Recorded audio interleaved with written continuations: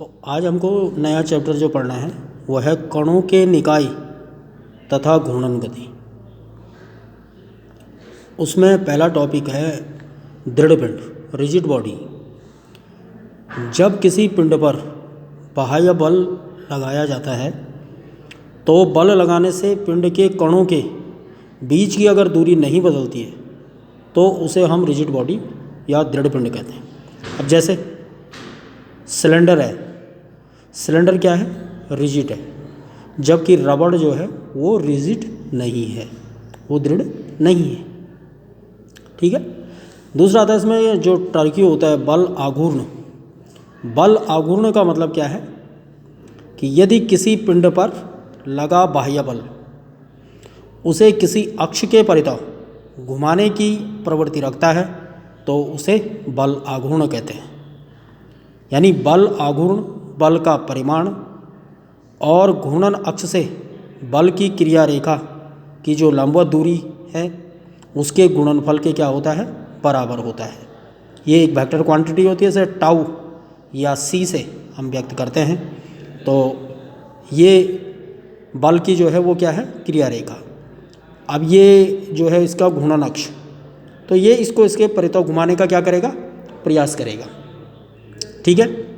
तो C equal to f into r. F हो गया फोर्स, आर हो गई बल की क्रिया रेखा से घूर्णन अक्ष तक की दूरी। तो मात्रक हो जाएगा न्यूटन मीटर और डायमेंशन हो जाएगी ml स्क्वायर t की पावर -2। ठीक। If r equal to 0 then C equal to 0। यानी यदि बल की क्रिया रेखा घूर्णन अक्ष से गुजर रही हो तो अधिक बल लगाना पड़ता है।